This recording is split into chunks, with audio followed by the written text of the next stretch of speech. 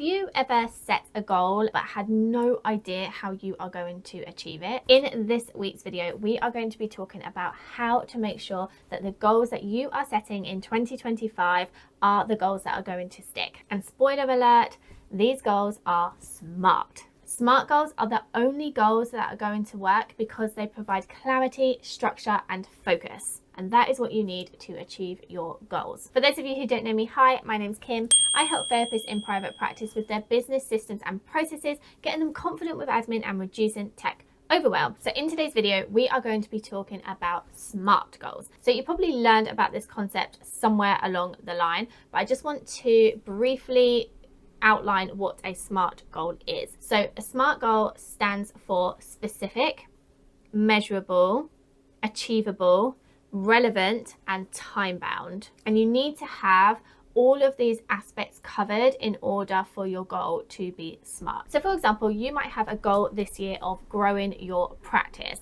but to make that a SMART goal, you would need to be specific, measurable, it would need to be achievable, it needs to be relevant to what you want to do overall, and it needs to have a time restriction. So, for example, I will gain 5 new clients by March the 31st by implementing a referral program. So that covers all of the bases and it gives you a place to start. It's given you the specific of what it is that you are trying to achieve and how you are going to achieve it. So let's first of all talk about some common mistakes when it comes to goal setting. Number 1 is skipping the why. I am all about the vision and the strategy together.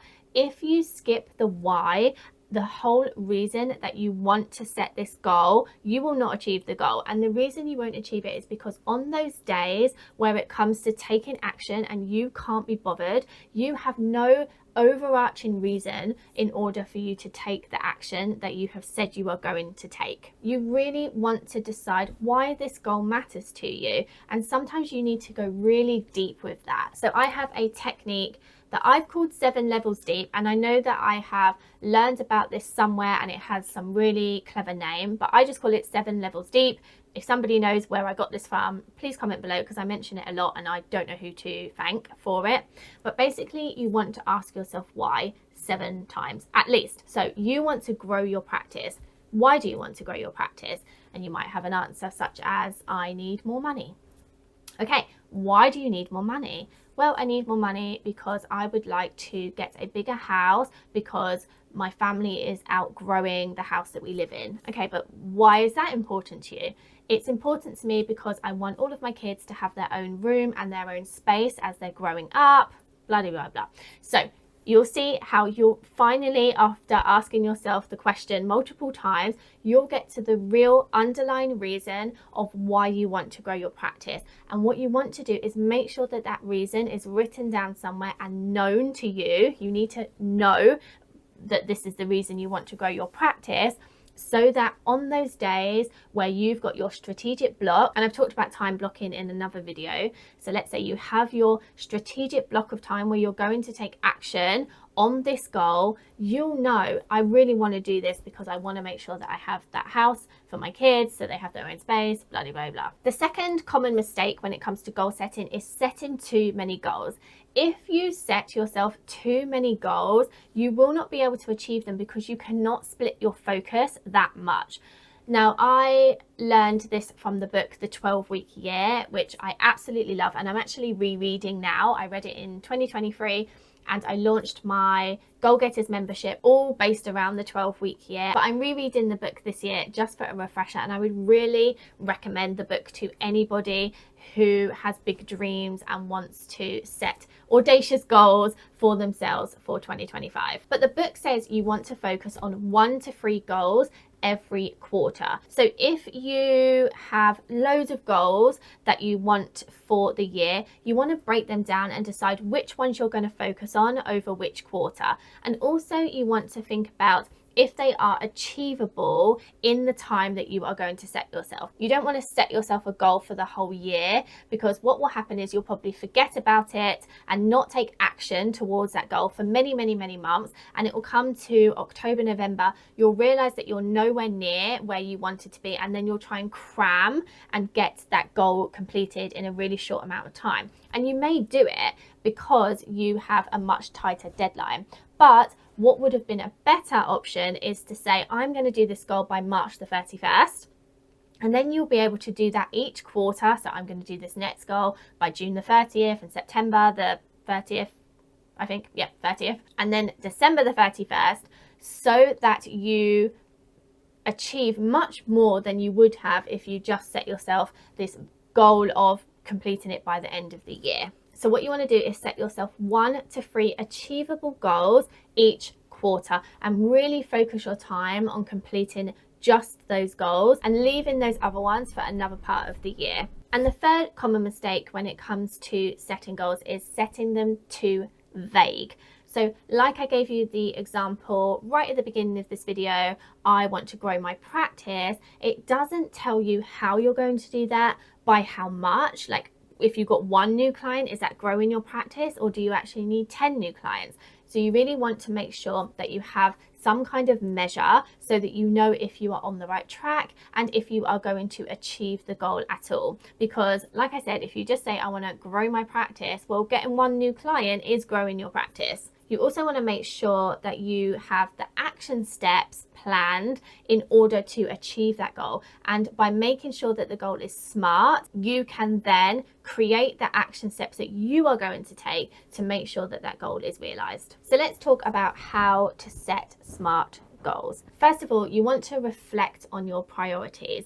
Like I said, you want to get to that why. So think about what it is that you want out of this year. What would bring you the most joy? What is going to give you the most freedom? My video last week all about the word of the year is really going to help you with this. So maybe if you don't know your why, you want to go back to that video. I'm going to link it here so that you can really get this point nailed down before you start setting your goals. Next, you want to use the SMART framework. You want to make sure that you have answered all of the questions in the SMART framework. So what specifically do you want to achieve?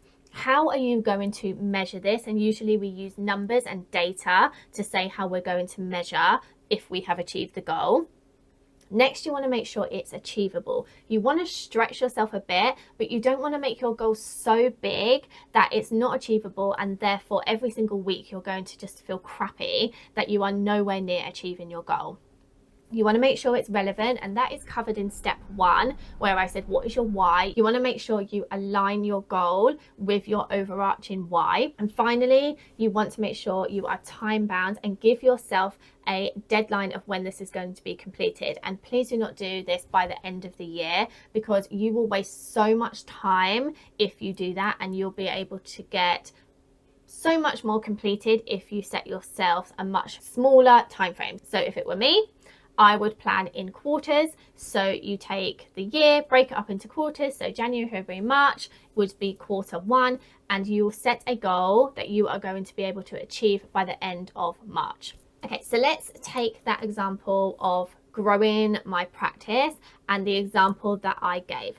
So specific is I am going to get 5 new clients. The measurable part is by tracking your referrals and your inquiry conversions. The achievable part is based on my average monthly inquiries, I think that I can comfortably convert 1 to 2 clients per month, which would then equal the 5 clients per quarter. The relevant, well, it's tied to getting increased revenue so that I will be able to buy the house that I want for my family. And the time bound, I will achieve this by the 31st of March 2025. Step 3 in setting your SMART goals is by writing it down.